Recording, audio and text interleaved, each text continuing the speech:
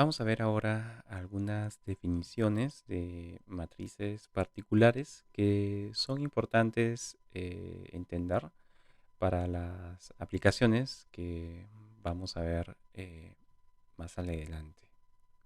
Y de hecho, en la parte anterior habíamos ya visto una clase de matriz importante que es que son las matrices nulas o matrices cero. Estas vienen en cualquier orden, cualquier número de filas o columnas, y es simplemente aquella matriz que está llena de ceros. Bien, otro caso muy importante es el de las matrices cuadradas, ¿sí? Y es cuando el número de filas y columnas coincide. En este caso, decimos que el orden es simplemente n y podríamos escribir la matriz de esta forma, como A sub n. Recordemos que cuando tiene m filas y m columnas, usualmente se denotan de esta manera, ¿sí? Pero si es cuadrada, basta con dar un coeficiente. Entonces, por defecto, si lo hemos definido de esta manera con un subíndice natural, vamos entonces a asumir que es cuadrada.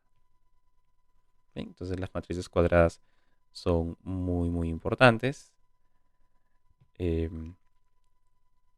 Dentro de una matriz cuadrada vamos a siempre tener la diagonal principal, que son los elementos de la forma A sub 1, 1, sub 2, 2, así sucesivamente hasta A sub n, n.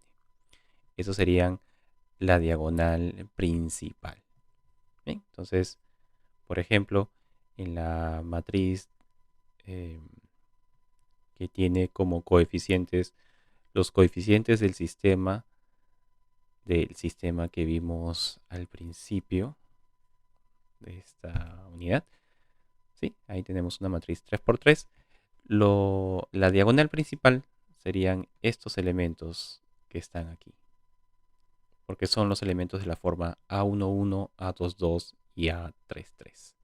Entonces, estos son los elementos de la diagonal principal. Entonces, toda matriz cuadrada tiene una diagonal principal. Y por lo tanto, toda matriz cuadrada tiene una traza. La traza va a ser la suma de los elementos de la diagonal principal. En este caso, 1 más 1 más 1. Esa será la traza de la matriz. Bien, en este caso de la matriz que estamos denotando aquí, que estamos viendo aquí. Entonces ahí tenemos, la traza de una matriz cuadrada es la suma de los elementos de su diagonal principal y se denota por traza A de A. Y tiene una fórmula.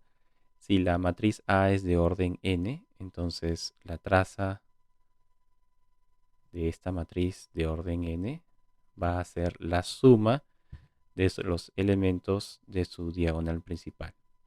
¿Sí? Entonces va a ser la suma desde i igual a 1 hasta n de los elementos de la forma A y I. ¿Sí? Como i va a correr desde 1 hasta n, vamos a tener ahí la suma de A11 con A22, así sucesivamente hasta llegar hasta ANN. ¿Sí? Para eso podemos usar también, como vemos aquí, la notación de sumatoria. Bien. Otra matriz importante que se debe definir son las matrices identidad. Una matriz identidad de orden n no es más que la matriz cuadrada cuya diagonal principal está llena de unos y el resto de elementos son ceros. ¿Sí? Esa es la matriz identidad. Por ejemplo, la matriz identidad de orden 1, como tiene en la diagonal, es el único coeficiente de esta matriz, entonces la identidad de orden 1 es esta matriz, que tiene el único elemento 1. La matriz identidad de orden 2 es aquella matriz 2 por 2 cuadrada, cuyos elementos de la diagonal principal son unos y el resto son ceros. La matriz diagonal I3 será aquella matriz cuyos elementos en la diagonal principal son unos y el resto son ceros, como estamos viendo aquí. Por cierto, en algunos textos también se define de esta manera. Y n será la matriz de orden n por n, cuyos elementos son delta y j. Acá lo hemos denotado por e y j, pero estos elementos delta y j que se definen como 1 cuando i es igual a j y 0 cuando i es distinto de j, en algunos textos los van a encontrar como el delta de Kronecker. Delta de Kronecker, por si acaso. Tiene un nombre propio, por eso es bueno mencionarlo. Bien, entonces las matrices sin identidad son aquellas cuyos elementos se describen por medio de los delta de Kronecker. Bien, y como habíamos definido traza, toda matriz cuadrada tiene traza, podríamos calcular la traza de matrices nulas cuadradas y matrices de identidad. La traza de una matriz nula, como todos los elementos son nulos, es nulo también, es una suma de ceros. Y la traza de la matriz de identidad de orden n va a ser n, porque vamos a sumar n veces el número 1, que son los elementos de la diagonal principal. Bien, entonces de ahí va a aparecer la traza de la identidad de orden n. Bien. Otro tipo de matriz importante que está relacionado al concepto de eliminación de Gauss-Jordan, que vamos a ver después, es el de las matrices triangulares. Bien. Entonces, aquí tenemos la definición, pero vamos a tratar de empezar con ejemplos. ¿Bien? Quizás podríamos decirlo de esta forma. Primero que nada, toda matriz triangular siempre es cuadrada. ¿Bien? Entonces, es un tipo de matriz cuadrada bastante especial. Por ejemplo, si queremos definir qué es una matriz triangular superior, podríamos dar algunos ejemplos para empezar a entender qué significa triangular inferior, ¿no? Superior, en este caso. Entonces, acá tenemos algunos ejemplos de matrices triangulares superiores.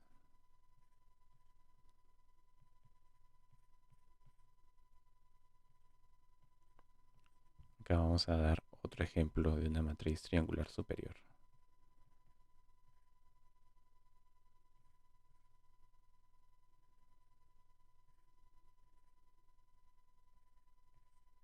¿Sí? Todos estos son ejemplos de matrices triangulares superiores.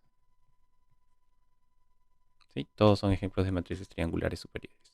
¿Qué tienen en común estas matrices? Lo que tienen en común es que todo lo que está debajo del triangular superior es nulo.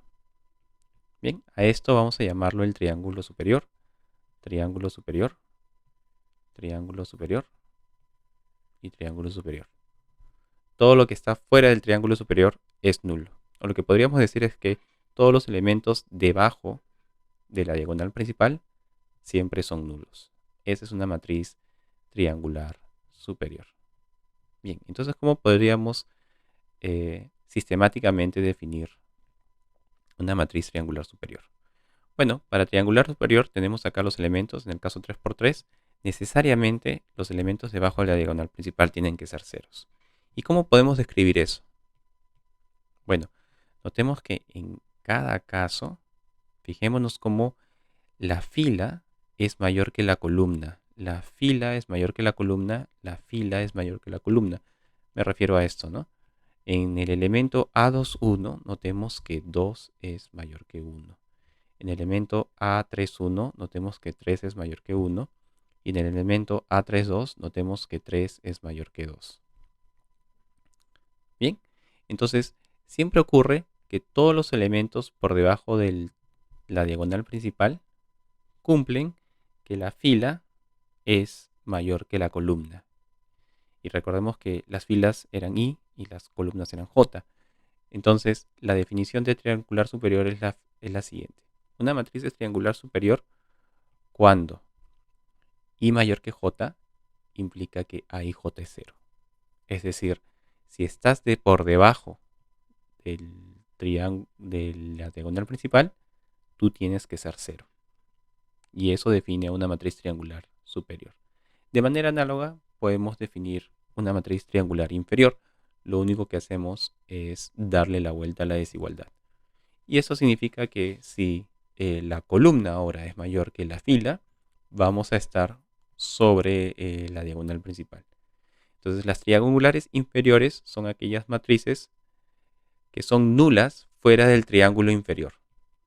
Si esto es el triángulo inferior, en una matriz triangular inferior, el resto de elementos debe ser nulo. ¿Sí? Y así es como llegamos a la definición de matriz triangular inferior. ¿Sí? Vamos a darle el nombre mejor. Vamos a escribirlo acá así. Y vamos a llamarle a esto el triángulo inferior. Así como también existe un triángulo superior, ¿no? Bien, entonces de ahí obtenemos esta definición. Y finalmente, una matriz es diagonal cuando es triangular superior e inferior. Es decir, cuando estas dos se cumplen al mismo tiempo. Entonces, si I es mayor que J o I es menor que J, eso significa que I y J son distintos. Entonces, cuando I y J son distintos implica A y J igual a 0, estamos diciendo que todo por encima de la diagonal principal y todo por debajo de la diagonal principal es nulo. Y en ese caso, solo los elementos de la diagonal principal podrían ser nulos o no nulos. De hecho, la definición no implica que los elementos de la diagonal principal tengan que ser de algún tipo en particular. Podrían ser nulos o no nulos. Lo único que fuerza es a que los elementos fuera de la diagonal principal sean nulos. Esas son las matrices diagonales. La intersección de las triangulares superiores con las triangulares inferiores. Bien, por ejemplo, la matriz identidad de orden n es una matriz diagonal. O la matriz nula de orden n es una matriz diagonal. Estas son matrices diagonales. Acá hay otra. 1, 2, 3 con el resto de elementos igual a 0. Esa matriz también es diagonal. ¿Sí? Todos son ejemplos de matrices diagonales. Porque son triangulares superior e inferior al mismo tiempo. ¿Sí? Entonces, estos son algunos ejemplos. A ver, aquí nos están pidiendo determinar el mínimo número de ceros que deben aparecer en una matriz de orden n que sea triangular superior, triangular inferior y diagonal en función de n. ¿Bien? A ver, para la parte A, ¿cuál es el mínimo número de ceros que debe aparecer en una matriz triangular superior? Entonces, si la matriz es triangular o superior, va a ser de esta forma: A11, A12, hasta A1n. Luego continuamos. Ahora va a ser 0 porque este elemento está debajo de la diagonal principal. Y luego acá vamos a tener A22 hasta A2n. Así vamos a tener ceros. Acá 0. Y acá el último elemento es ANN. ¿Bien? Entonces, forzosamente, todos estos elementos debajo de la diagonal principal tienen que ser nulos. Tienen que ser 0. ¿Ok? ¿Sí? Quizás para entender mejor el problema, sí resulta bastante ventajoso si añadimos una fila más, solo para notar qué cosa está pasando. Entonces hay que añadir una fila más y una columna más: A11, A12, A13, acá A23, hasta A1n, A2n, acá un poquito abajo 0, 0, A33, A3n, y aquí hasta abajo 0, 0, 0, pero acá vamos a tener ANN. Bien, algo interesante que dice aquí es el mínimo número de ceros. Lo que pasa es que el mínimo número de ceros es el número de ceros por debajo de la diagonal principal. Porque es posible que la matriz tenga este elemento 0, pero ese no es el mínimo número, porque todos podrían ser también no nulos, los elementos en la diagonal principal o por encima. Pero como nos piden el mínimo número de ceros, lo que nos están pidiendo es contar cuántos ceros hay acá. Bueno, ¿cuántos ceros hay acá? A ver, aquí hay un 0, aquí hay dos ceros. En la siguiente podemos notar que van a haber 3 ceros, y luego 4, y luego 5, y luego 6, así sucesivamente hasta llegar a la última fila. Y en la última fila, que tiene n elementos, todos son ceros menos el último. Entonces acá tenemos n-1 elementos. Bien, un 0, dos ceros, n-1 ceros. Bien, entonces ahí está. Muy sencillo. ¿Cuántos ceros hay en total? En total tenemos 1 más 2 más 3, así sucesivamente hasta n-1. Esta es una fórmula de sumatoria que hemos visto en la parte de inducción, ¿no? La sumatoria de los primeros n elementos es n por n más 1 sobre 2, pero acá estamos sumando hasta n menos 1, no hasta n. Entonces va a ser n menos 1 multiplicado por n menos 1 más 1, es exactamente n, dividido entre 2. Ese es el mínimo número de ceros que deben aparecer en una matriz de orden n que sea triangular superior. Similarmente, pero ahora con triangulares inferiores, similarmente, acá también el mínimo número de ceros, el mínimo número de ceros es n-1 por n sobre 2. Y para la tercera parte se puede resolver de dos formas distintas. ¿Cuál es el mínimo número de ceros que debe aparecer en una matriz que es triangular, que es diagonal en función de n? Bueno, si es diagonal, recordemos, ¿no? Si es diagonal, recordemos que tiene n elementos sobre la diagonal principal, pero en total la matriz tiene n por n elementos. Entonces, el mínimo número de ceros es el número de ceros acá abajo y acá arriba. Pero ese es exactamente, ¿no? Ese número de ceros es exactamente, ese número de ceros será exactamente el siguiente. Es el total, que es n al cuadrado, menos los elementos sobre los cuales no tenemos control, ¿no? Porque la diagonal principal podrían ser distintos de cero. Entonces, n al cuadrado menos n. Será n al cuadrado menos n. Esto se puede obtener también sumando los ceros acá abajo y los ceros acá arriba, que es justamente sumando esto con esto. ¿Sí? Entonces la suma será n-1 por n sobre 2 más n-1 por n sobre 2. Porque esto es exactamente n-1 por n, que es justamente n al cuadrado menos n. ¿No? De ahí vemos que estas dos cantidades son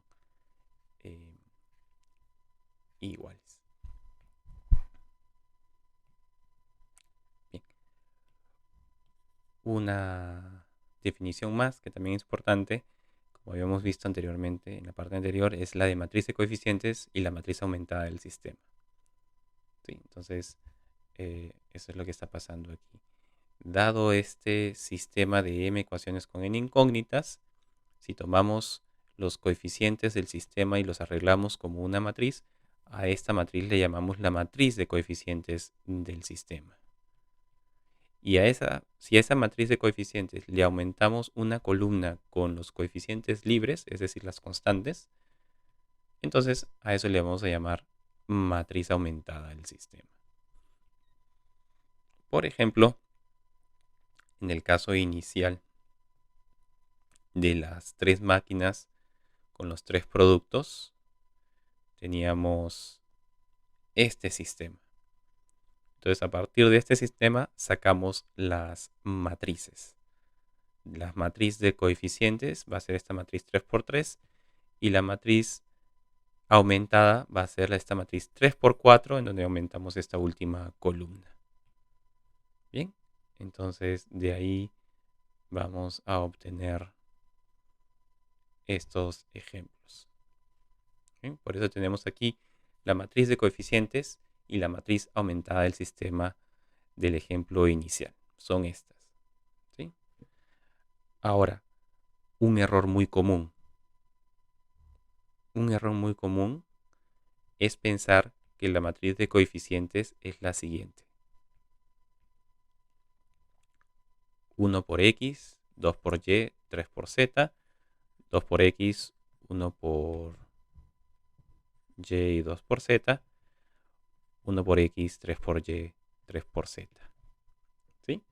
Los coeficientes de las matrices van a ser números reales, pero no contienen a la variable.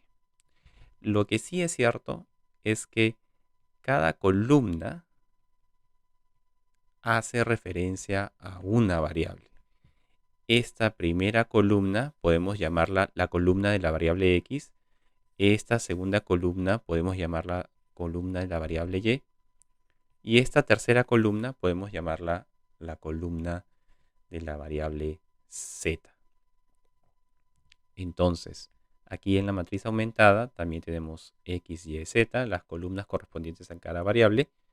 Y a veces separamos por medio de una línea vertical los coeficientes del sistema de los coeficientes libres para mostrar que tenemos ahí una matriz aumentada.